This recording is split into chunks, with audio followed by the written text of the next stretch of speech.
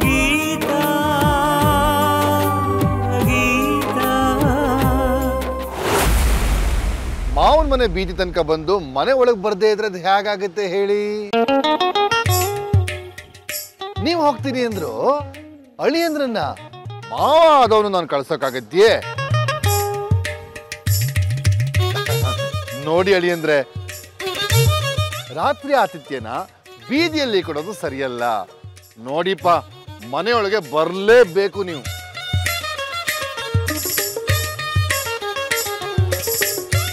ಅಪ್ಪ,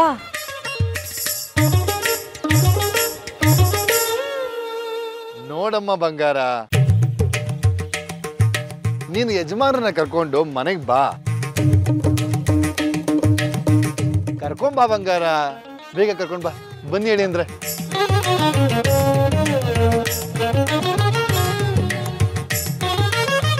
ನೋಡಿ ಜಗೀತಾ, ನಿಮ್ಮಪ್ಪ ನನ್ನ ಮೇಲೆ ಎಷ್ಟು ಪ್ರೀತಿ ಇಟ್ಕೊಂಡಿದ್ದಾರೆ. ನೀನೇ ಸುಮ್ಮನೆ ಇರೋದು.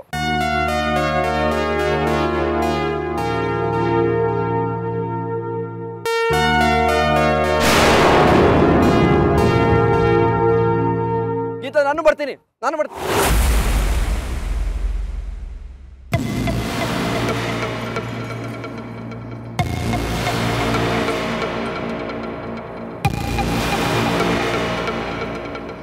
ಅಳಿ ಅಂದ್ರೆ ಯಾಕೆ ಅಲ್ಲೇ ನಿಂತ್ಕೊಂಡ್ಬಿಟ್ರಿ? ಒಳಗೆ ಬನ್ನಿ.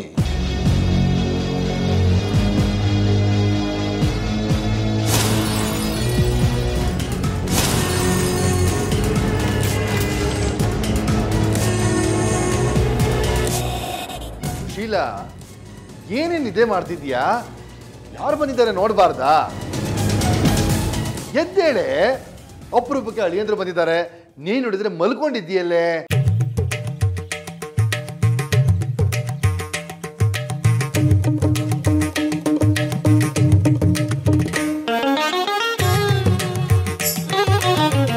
ಸುಶೀಲಾ, ಎದ್ಯಾ? ಬನ್ನಿ ಬನ್ನಿ ಬನ್ನಿ ಬನ್ನಿ ಬನ್ನಿ ಬನ್ನಿ ಒಳಗೆ ಬನ್ನಿ. ಸುಶೀಲಾ, ಅಪರೂಪಕ್ಕೆ ಅಳಿಯಂದ್ರು ಮನೆಗೆ ಬಂದಿದ್ದಾರೆ. ನೀನು ಮಲಗ್ಬಿಟ್ಟಿದ್ದೀಯಲ್ಲೇ?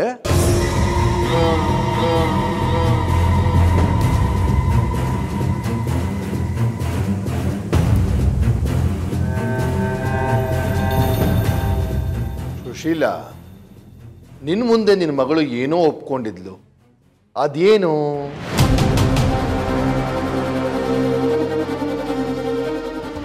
ಮಧ್ಯರಾತ್ರಿಯಲ್ಲಿ ಹೇಳ್ದೆ ಕೇಳದೆ ಯಾವ ಜೊತೆ ಹೋಗಿದ್ದು?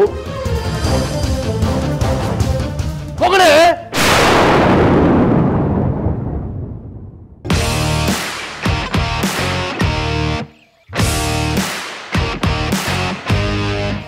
ಬಾಬಾ, ಪ್ಲೀಸ್ ಗೀತಾನ ಹೊಡಿಬೇಡಿ.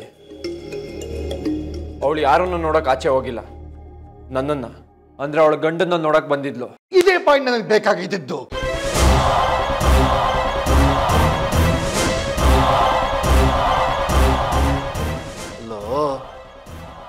ನೀನು ಹೇಗೋ ನನ್ನ ಮಗಳ ಗಂಡ ಆಗ್ತೀಯಾ? ನೀನೇನು ಅವಳು ತಾಲಿ ಕಟ್ಟಿದ್ಯೋ? ಏನಪ್ಪ ವಿಜಯಕುಮಾರ, ಮಿಡ್ಲ್ ಕ್ಲಾಸ್ ಜನ ಅಂದ್ರೆ ನೀವು ಏನ್ ಬೇಕಾದ್ರೂ ಆಟ ಆಡ್ಬೋದು ಅಂತ ಅನ್ಕೊಂಡಿದ್ದೀರೋ? ನೀನೇನೇ ಅಲ್ಲಿ ನಿಂತಿದ್ಯಾ? ಈ ಕಡೆ ಬಾರೆ. ಏ, ನೀನ್ ಮಾಡಿದ ಹಲ್ಕ ಕೆಲಸದಿಂದ ನನ್ನ ಮಗಳು ಜೀವನ ಬರ್ಬಾತಾಗೋಯ್ತು ಕಣಯ್ಯ.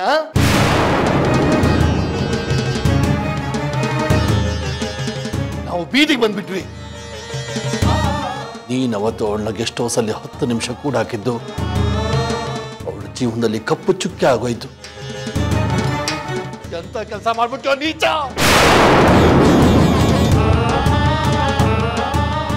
ನೀನ್ ನೀಚ ಅಲ್ಲ, ನಿನ್ನ ತಪ್ಪುಗಳನ್ನ ತಿದ್ದದೆ ನಿನ್ನ ತರ ಬಿಟ್ಟಿದಾರಲ್ಲ ನಿಮ್ಮಪ್ಪ ಅಮ್ಮ, ಅವರು ನೀಚರು. ಅವ ಮುಚ್ಚಬಾಯಿ, ಮಾವ ಅಂತೆ ಮಾವ.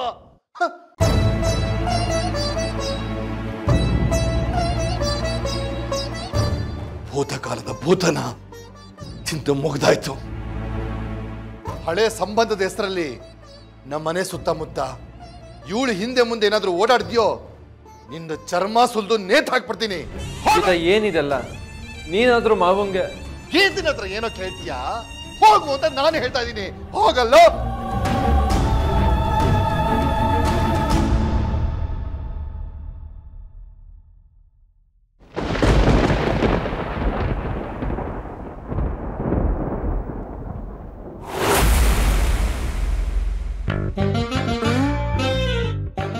ಮಗ ಏನು ನಡೀತಾ ಇದೆ ಇಲ್ಲಿ?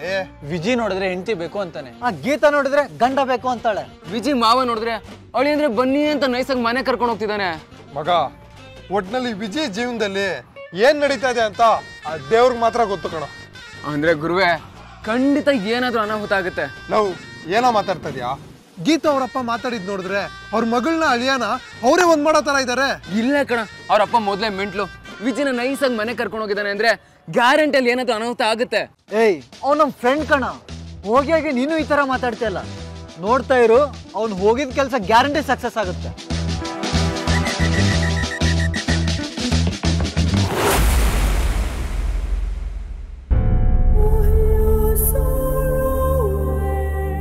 ಏನೋ ಹಾಗೋಗ್ತಾ ಇದ್ಯಾ ಮಹಾರಾಜನ್ ತರ?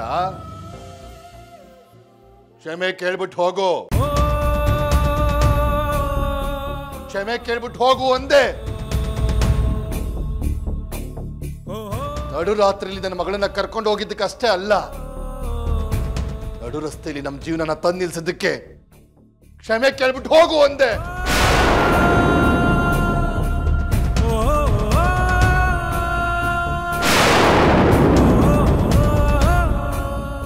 ಕೇಳಯ್ಯ ಕ್ಷಮೆನ. ಬರೀ ಕ್ಷಮೆ ಕೇಳಿದ್ರೆ ಸಾಲಲ್ಲ ಕಣೋ, ಮಂಡಿ ಊರಿ ಕೆನ್ನೆಗೆ ಹೊಡ್ಕೊಂಡು ತಲೆ ಬಗ್ಸಿ ಕ್ಷಮೆ ಕೇಳು ಅಂದೆ. ಏನಯ್ಯ ಹಲ್ಕಿಸಿದ ಇದ್ಯಾ? ಕ್ಷಮೆ ಕೇಳಯ್ಯ ಅಂದೆ.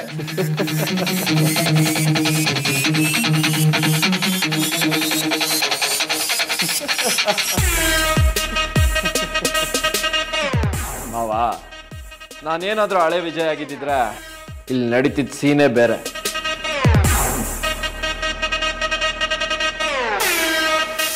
ಏನ್ ಮಾಡ್ಲಿ, ನಿಮ್ಮ ಮಗಳು ನನ್ನ ಆ ರೇಂಜಿಗೆ ಬದಲಾಯಿಸ್ಬಿಟ್ಟಿಲ್ಲ ಮಾವ.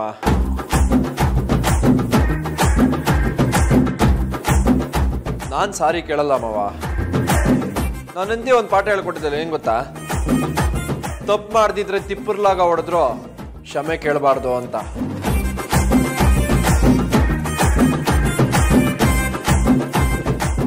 ಅದಕ್ಕೋಸ್ಕರ ಕ್ಷಮೆ ಕೇಳ್ತಿಲ್ಲ ಮಾವ. ಹೆಂಡತಿ, ನಿನ್ ಮಾತನ್ನ ಉಳಿಸ್ಕೊಂಡೆ ನೋಡು.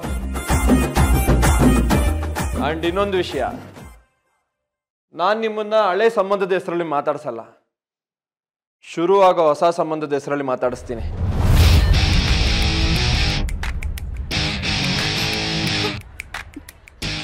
ಆ ಸಂಬಂಧ ನಾನ್ ನಿಮ್ಮ ಅಳಿಯ, ನಿಮ್ಮ ಮಗಳು ನನ್ನ ಹೆಂಡತಿ.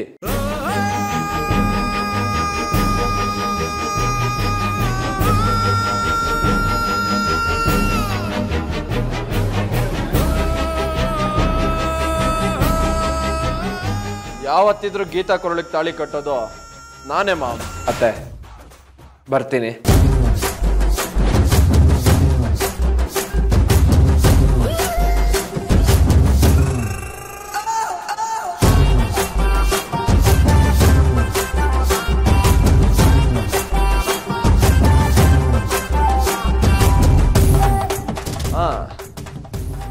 ಎಂಟೆ, ನಾಳೆ ಕಾಲೇಜಲ್ಲಿ ಸಿಗೋಣ.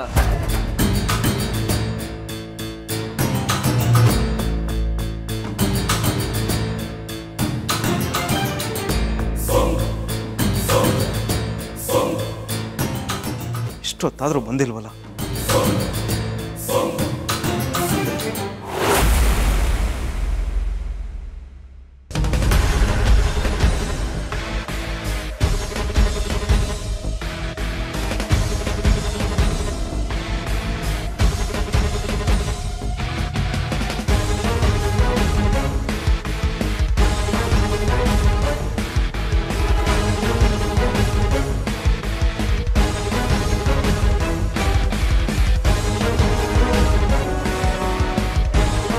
ವಿಜಿ,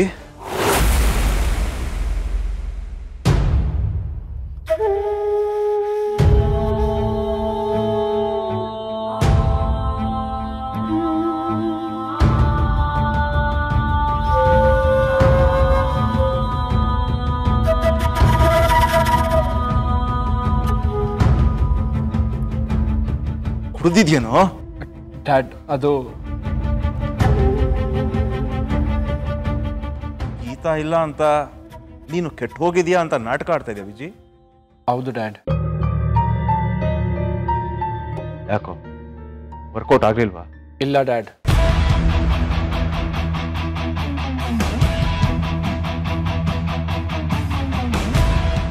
ಇದು ನಾಟಕ ಅಂತ ಗೀತಾಗೂ ಗೊತ್ತಾಯ್ತು. ನೋಡಿದ್ಯಾ ವಿಜಿ, ಅವಳು ನಿನ್ನ ಮೇಲೆ ಎಷ್ಟು ನಂಬಿಕೆ ಇಟ್ಕೊಂಡಿದ್ದಾಳೆ ಅಂತ. ಆದರೂ ಗೀತಾ ಯಾಕೋ ನಿನ್ ಜೊತೆ ಬರ್ಲಿಲ್ಲ ವಿಜಿ? ಅದೇ ನನಗೂ ಅರ್ಥ ಆಗ್ತಿಲ್ಲ ಡ್ಯಾಡ್. ಬರಲ್ಲ ಅಂತ ಆಟ ಹಿಡ್ದಿರೋದಕ್ಕೆ ಕಾರಣ ಏನು ಅಂತ ನಾನು ಹುಡುಕ್ತಾ ಇದ್ದೀನಿ. ಕಾರಣ ಏನೇ ಇರಲಿ ವಿಜಿ, ನೀನು ಅವಳಿಗೆ ನಾನಾ ರೂಪದಲ್ಲಿ ತೊಂದರೆ ಕೊಟ್ಟಿದ್ದೆ. ಅದಕ್ಕೆ ಈ ರೂಪದಲ್ಲಿ ನಿನಗೆ ಶಿಕ್ಷೆ ಆಗ್ತಿದೆ ಅಂತ ತಿಳ್ಕೊ. ಈ ಶಿಕ್ಷೆ ಮುಗೀತಿದ್ದ ಹಾಗೆ ನಿನ್ನ ಹೆಂಡತಿ ನಿನ್ನ ಜೊತೆ ಬಂದೇ ಬರ್ತಾಳೆ ವಿಜಿ. ಆ ಪ್ರಯತ್ನದಲ್ಲಿ ನಾನು ಯಾವತ್ತಿದ್ರೂ ನಿನ್ನ ಜೊತೆ ಇದ್ದೇ ಇರ್ತೀನಿ ವಿಜಿ. ಹೋಗು, ಈಗ ಆರಾಮಾಗಿ ರೆಸ್ಟ್ ತಗೋ.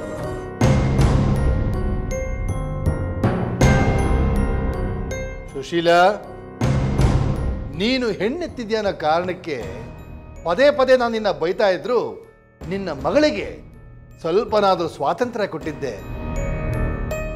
ಅದಕ್ಕೆ ಅಲ್ವೇನೆ ಅವಳು ಕಾಲ ಮೇಲೆ ಅವಳು ನಿಂತ್ಕೊಂಡಿದ್ದು, ಹೂ ಕಟ್ಟಿದ್ದು, ಅವಳು ಕಾಲೇಜ್ ಫೀಸ್ನ ಅವಳೇ ಕಟ್ಕೊಂಡಿದ್ದು.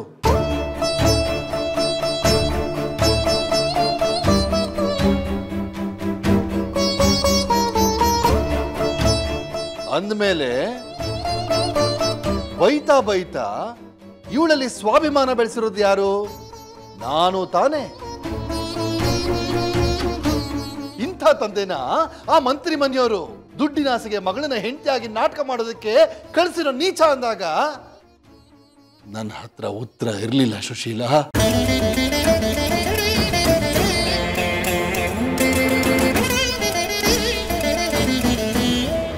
ಹರಿದು ಕಸವಾಗಿದ್ದಳು ಬದುಕಲ್ಲಿ ಮದುವೆಯನ್ನು ಹೊಲಿಗೆ ಬಿತ್ತಲ್ಲ ಅಂತ ಸಮಾಧಾನದಿಂದ ಇವಳು ಮದುವೆಗೆ ಒಪ್ಕೊಂಡಿದ್ದೆ. ಅಷ್ಟೇ ಅಲ್ಲ ಕಣೆ, ಇವಳು ಅವನ ಹೆಂಡತಿ ಅಂತ ನಟಿಸಿ ಆ ಮನೆ ನೆಮ್ಮದಿನ ಕೆಡಿಸಿ ಆ ಮನೆ ಕಳಂಕ ಅಂತ ಹೆಸರು ತಗೊಂಡು ತೂಚಿ ಅಂತ ಕೂಸ್ಕೊಂಡಾಗ್ಲು ನನ್ನ ಹತ್ರ ಉತ್ತರ ಇರಲಿಲ್ಲ ಸುಶೀಲಾ.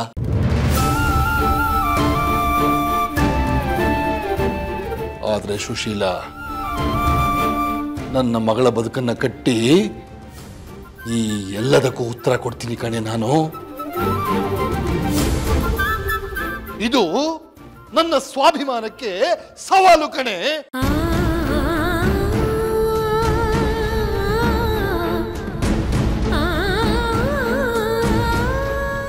ಸವಾಲು ಕಣೆ.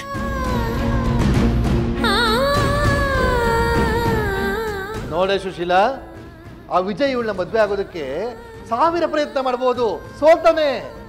ಇವಳನ್ನ ಮದ್ವೆ ಆಗೋದಕ್ಕೆ ಹರಸಾಹಸ ಮಾಡ್ಬೋದು, ಮಣ್ಣು ಮುಕ್ತಾನೆ. ಇವಳನ್ನೆರಳು ಕೂಡ ಅವನ ಮೇಲೆ ಬೀಳಬಾರ್ದು. ಅದಕ್ಕೆ ಹೇಳ್ಬಿಡು, ಮನಸ್ಸಲ್ಲಿ ಯಾವ ಆಸೆಗಳನ್ನು ಇಟ್ಕೊಳ್ಬೇಡ ಅಂತ.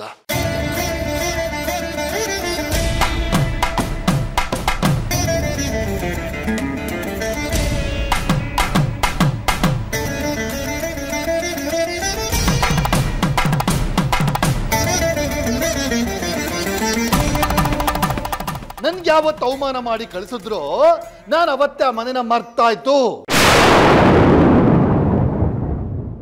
ಇನ್ಮೇಲೆ ಈ ಮನೆ ಜನ ಆ ಮನೆ ಜನಗಳನ್ನ ಅಲ್ಲಿನ ನೆನಪುಗಳನ್ನ ಯಾವತ್ತೂ ಇಟ್ಕೋಬಾರ್ದು.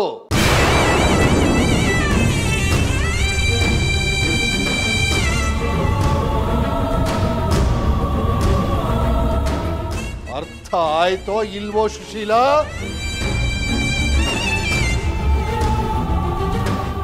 ಸರಿಯಪ್ಪ.